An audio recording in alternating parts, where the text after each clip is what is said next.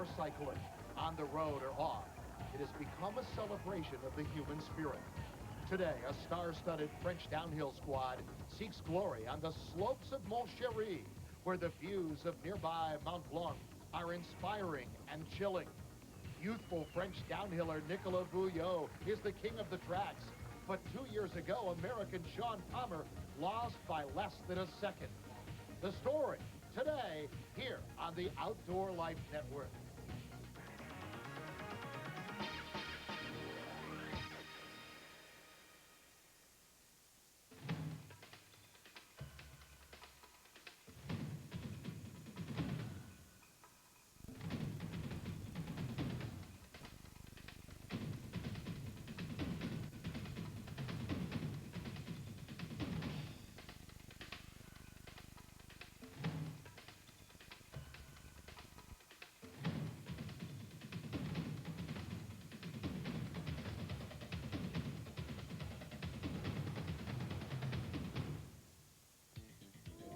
Perhaps the most wonderful way of spending an afternoon in France is going to one of the sidewalk cafes, like this beautiful one here in the town of Leger. Hello again, everybody. I'm Peter Graves. Welcome to the Outdoor Life Network and our continuing coverage of the Grundig Mountain Bike World Cup. Well, last week when we met, we were in the mountains of Belluno, Italy, and a lot of rain there. But today, for the moment at least, conditions are lovely. However, one lesson we've learned from being in the European continent, particularly here in the Alps, is that conditions can change very, very quickly. Well, the last time we were here 2 years ago, it was the debut of an American named Sean Palmer, and he almost won the competition. In fact, Nicolas Bouillot grabbed the gold medal by only 0.7 of a second. Well, Sean Palmer is back, and so is Nicolas Bouillot. This time, Bouillot wears the leader's jersey on the Grundig UCI World Cup, and he's the defending champion. As we get ready to watch the women's race coming up, keep in mind that American Lee Donovan is leading the Grundig standings. Missy Giovi very strong, Kim Saunier as well. But, as always, the French are very strong, and they're led by the current world champion who rides for the Sun team, and Caroline Chausson, and the course is just right for her. Let's go to the start of the women's race. If one rider was looking to dominate her home race, it was Caroline Chausson. After a disastrous 22nd place in Nevergale, she had plenty to prove. The Frenchwoman was fourth in the table after 2 races, a long way behind Lee Donovan and Missy Giovi. But one thing came to her aid on the day of the final, the rain, and Anne-Caroline is brilliant when it's wet. And on course now, Sari Jorgensen, the winner from round 2 at Nevergale, when the conditions were exactly the same as they are here, really, really wet. Jorgensen qualifying in a disastrous 24th position. She was 46.91 seconds behind Anne-Caroline Chausson, who was the fastest. And at that checkpoint at the trees, she went through in about 6:07.85. This is good riding from the young Swiss woman. Started racing at about the age of 12. When she was encouraged by her brother, who won the Swiss downhill championships, and she's looking good at the moment. Got to be very, very careful on this open section. It really is very, very slippery.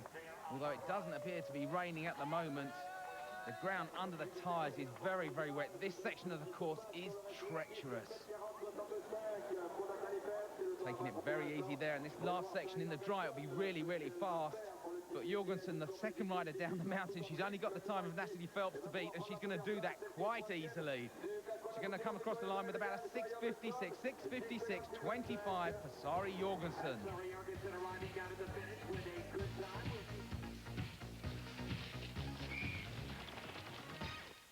This Outdoor Life Network exclusive is brought to you by Chevrolet Trucks, the most dependable, longest-lasting trucks on the road.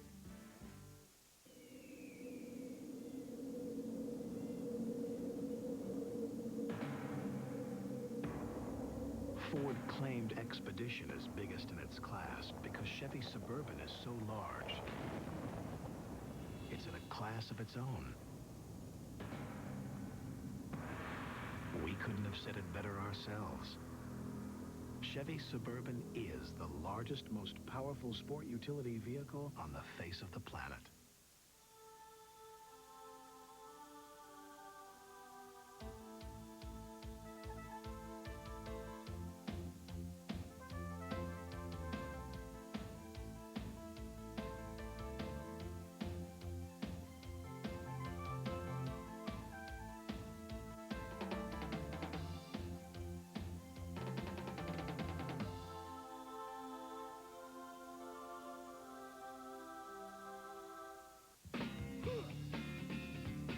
Hey guys, welcome to your world. Ever wonder why it's so full of sweat? Fact is, guys sweat 40% more than women. That's why there's a whole new Speed Stick. Speed Stick Ultimate. It's antibacterial, so it kills the germs that cause odor. In this world, getting rid of sweat and odor is the ultimate goal. New Speed Stick Ultimate. Kills odor, protects guys.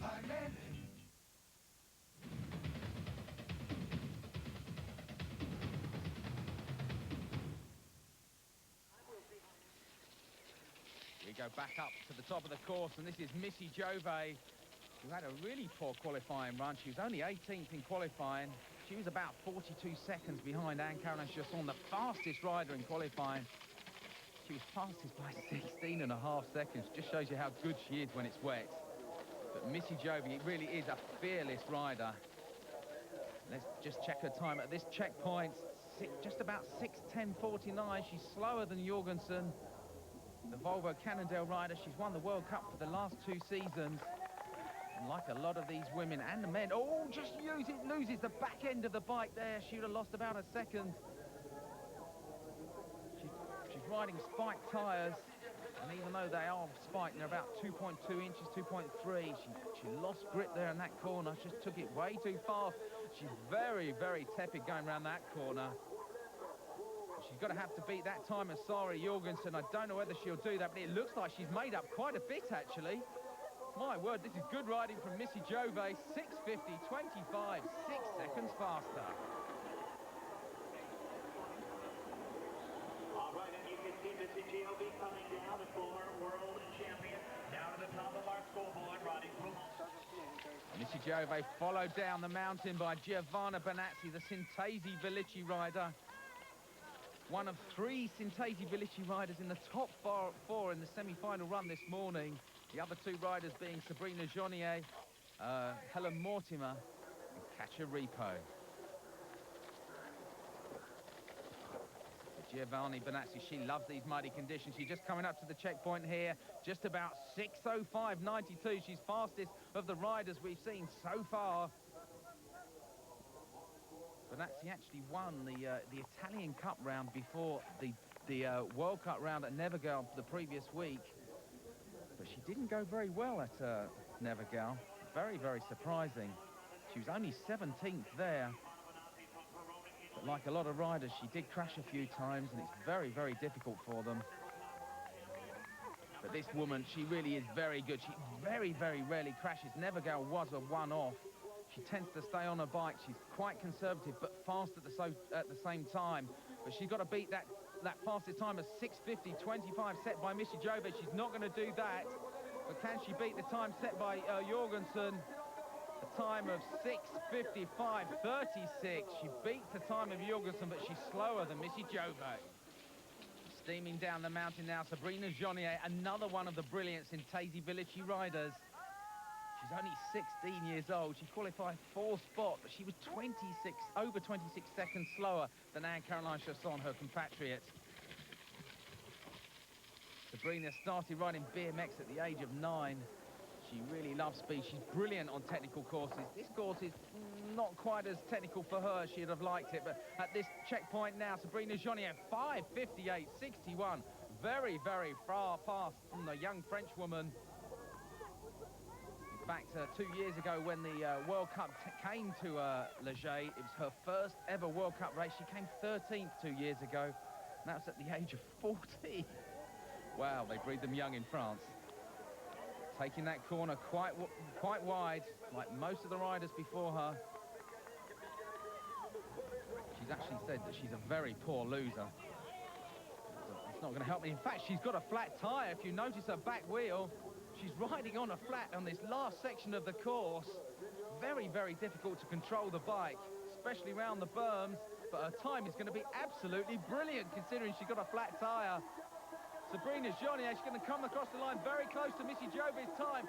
6:50, 2:50, 1/1000 faster than Jove.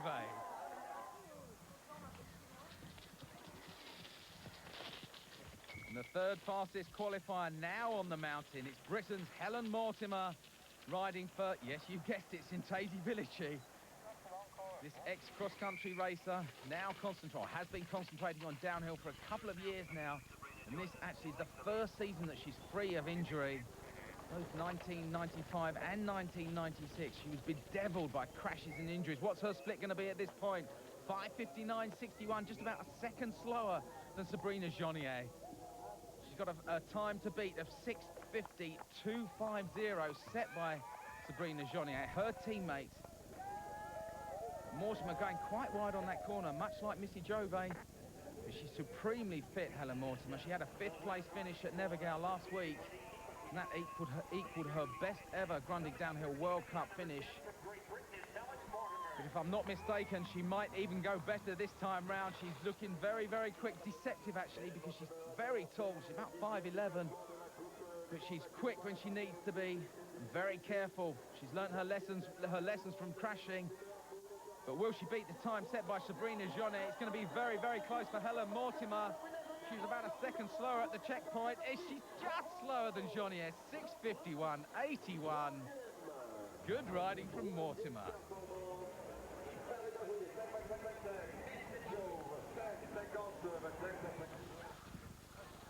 On course now, the fastest woman in the semi-finals, Anne-Caroline Chasson. She was 16.5 seconds faster than any of the other riders. She really is head and shoulders above most of them. Technically superb. Since she's been on the World Cup circuit, she has actually been working on her fitness, which was the thing that let her down. But at this checkpoint, oh, she's coming off the bike there. She's losing about 6 seconds, but she's still something like 18 seconds faster than the previous rider. Wow, that is brilliant. The Sun rider from Dijon, part of the all-conquering Sun team. World champion every year she's been competing. She really is technically superb. Quite careful around that corner. That's where I've been saying that it's very difficult for these riders. Riding the bike that has apparently cost about £40,000 to develop for this season.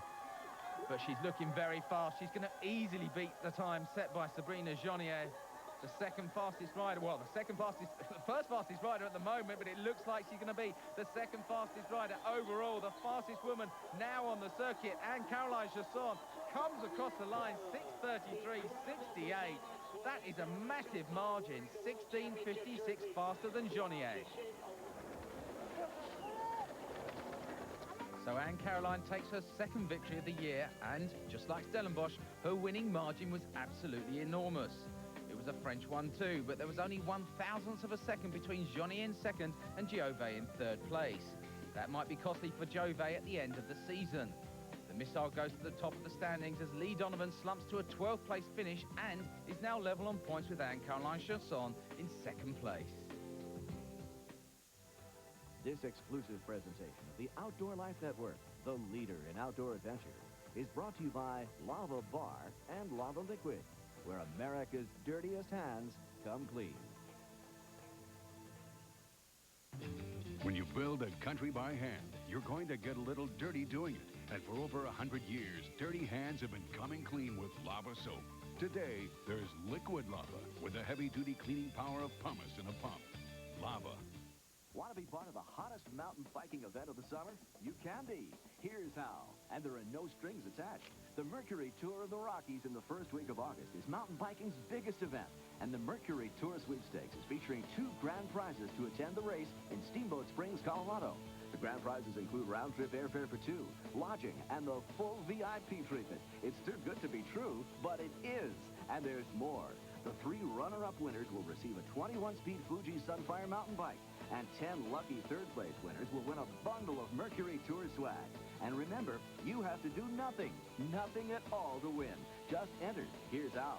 One way is to log on to Outdoor Life Network's website at greatoutdoors.com, or print your name and address on a 3x5 card and send it to Mercury Tour Sweepstakes, P.O. Box 219, Brookfield, Connecticut, zip 06804. But hurry, the entry deadline is June 26th. It's a sweepstakes too good to be true. See you on the trails at the Mercury Tour of the Rockies.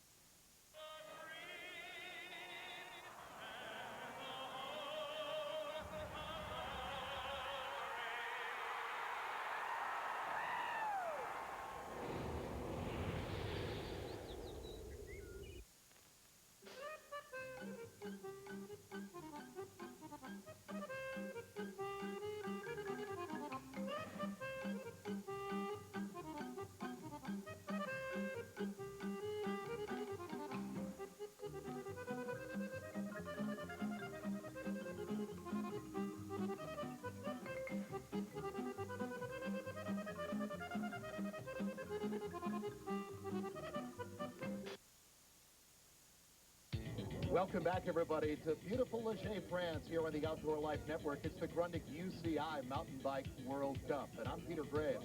Well, you've already seen the women's competition here in Leger, and now it's time to focus in on the men. They'll go down this 3-kilometer course at breakneck speed. You know, it's an interesting course because it's a combination of really all the elements that downhillers like. It's got the technical single track, some very high-speed sections, particularly off the top, and some big jumps, too. The BMX racers should love this one. And now we're ready for the start of the race that all of France has looked forward to. You would expect French mountain bikers to do well in a French race, and 11 of the fastest 15 men's qualifiers were home riders. Boulios and Gracier have already won the first 2 races of the season. Could they or their compatriots keep that sequence going? However, the weather worsened during the race, with fog at the top of the course and rain making the rest a lottery. Just ask American Eric Carter. Next to go was Johan Engström. Steaming through the wooded section, Engström really does go very, very well in the wet. In the first round in South Africa, in the semi-finals there, it was pouring with rain, and he was first in qualifying. He eventually ended up 7th in that race overall, but the final was run in dry conditions. And in Nevergao last week at this checkpoint, let me just check there, Johan Engström going through about 5:06.26. That's pretty fast at this point, although Engström only qualified 62nd this morning. That was very slow for him, taking a much tighter line in that corner than the rest of the women did earlier today. Engström came 3rd last week at Nevergao in the rain. He really was very, very good. He's 8th in qualifying there, but this is the section where he's got to be careful. Part of a very, very good team. Marielle Sana, Alexandre Ballot, Andy Bueller, Guillaume Koch, Samuel Peredy, Cyril Lagna, a brilliant Scott downhill team. But his time is going to be very, very fast. 5:49.42, the fastest of the riders down the hill so far.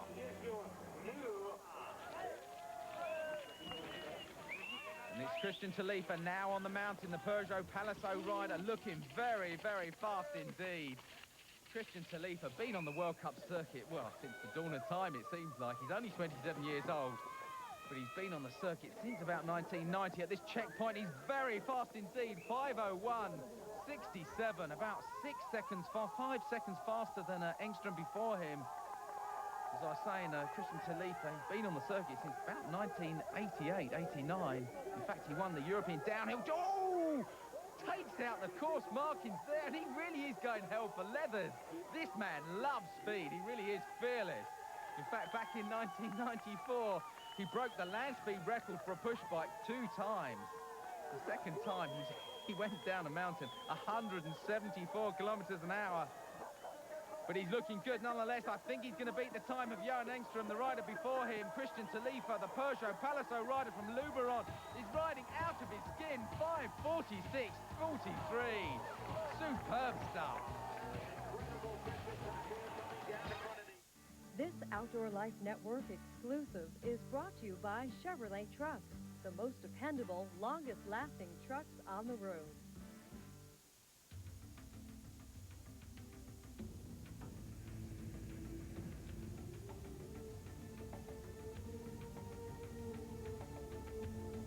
wide open spaces of the Chevy Tahoe.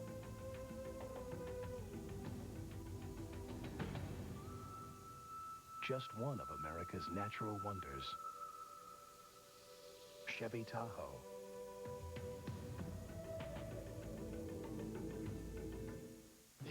When you build a country by hand, you're going to get a little dirty doing it. And for over 100 years, dirty hands have been coming clean with lava soap. Today, there's liquid lava with the heavy-duty cleaning power of pumice in a pump. Lava. Hey guys, welcome to your world. Ever wonder why it's so full of sweat? Fact is, guys sweat 40% more than women. That's why there's a whole new Speed Stick. Speed Stick Ultimate. It's antibacterial, so it kills the germs that cause odor. In this world, getting rid of sweat and odor is the ultimate goal. New Speed Stick Ultimate. Kills odor, protects guys.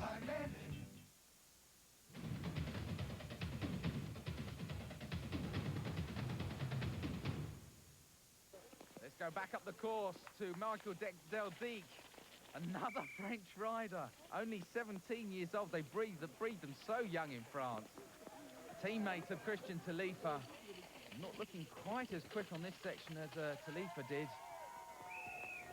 And the rain really is hammering down now, and he's coming up to the checkpoint at the tree. Talifa came through here about 5:01.67, and Del Dique is about 5 seconds slower at about 5:06.44. Takes that corner fairly wide. Not quite as wide as Talifa, though. He really was riding out of his skin, wasn't he? This is the section where Talifa really did hammer down. But Del Dique, a lot more composed, a lot more conservative. Qualified in 15th position this morning, 11:54 behind Michael Pascal, the young Team Sun rider. In fact, the first 4 riders in the semi-final this morning were all Sun riders. But Del Dique is looking good at the moment, but he's going to have to push himself if he wants to beat the time set by his teammate Christian Talifa. Del Dique is not going to beat that time, but it's going to be very fast nonetheless. 5:49.80, just slower than Johan Engström. Back to the top of the course, and Florent Poussin, the Team Sun rider, teammate of world champion Nicolas Boulios. Poussin was 13th in qualifying, just about 11 seconds slower than Michael Pascal, his teammate, another one of his teammates. He's slightly older than the rest. He really is ancient. He's 21 years old. But at this checkpoint, Poussin coming through a lot slower than Talifa, roughly about 10 seconds, 5:11.37. Florent Poussin had his best year on the World Cup back in 1995 when he was 9th overall. That was a good year for him. He was 3rd at the Junior Worlds there, but he's not as wild at that section as Christian Talifa. But he's looking very fast nonetheless as the rain hammers down. He's actually been riding for Sun since 1990. And he is a former BMX specialist, so he likes this type of course, which is fast and got lots of berms.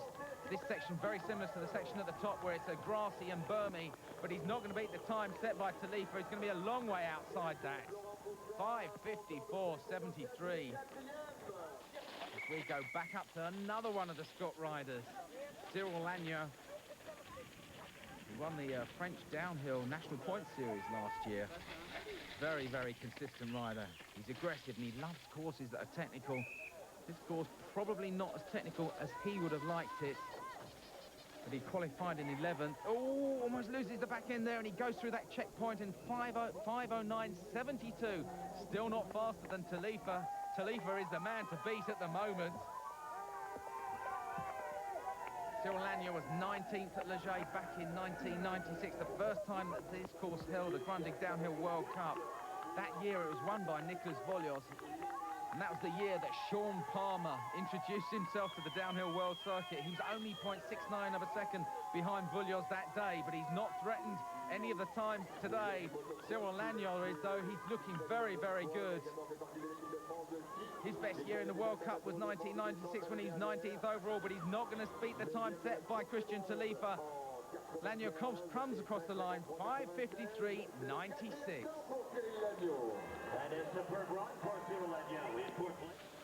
And on the roll now and looking good, it's Michael Pascal, the Team Sun rider. The junior world champion from 1997, teammate of the senior world champion from 1997, Nicholas Vullios. He's coming up to the checkpoint that I've decided is a checkpoint, and he's not going to be faster than Talifa. 5:01.67.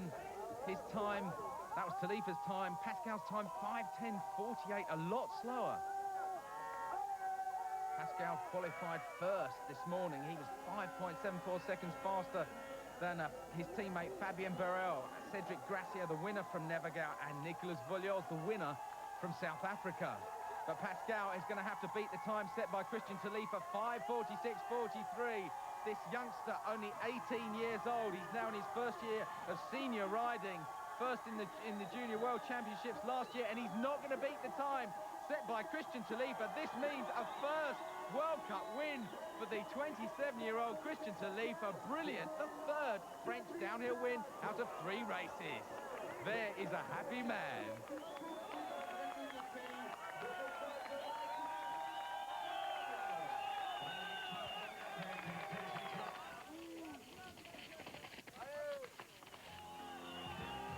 This was a race completely dominated by home riders, with Johan Engstrom the only non-French face on the podium. It was also a day for the Peugeot Palaiseau team as they finished first and third. For Talifa and Del Dique, there could be no better way of opening their points account for the season. Team Sun surprisingly could get no higher than 4th. Engstrom's second place puts him to within 3 points of Vullios, who finished 9th. Gracier was 7th, and that was good enough to push him ahead of David Vasquez. The Spaniard wound up a disappointing 22nd.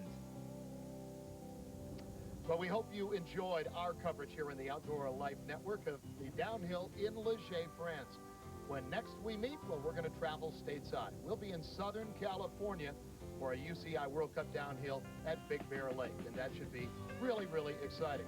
So that's our next show on the Outdoor Life Network. Don't forget, for the latest in cycling information, all you need to do to surf the web is dial up www.greatoutdoors.com. Thanks for being with us, everybody. We've had a wonderful time. So, from Leger, France, for all of us here on the Outdoor Life Network, I'm Peter Graves saying so long. You've been watching the Outdoor Life Network, the leader in outdoor adventure programming.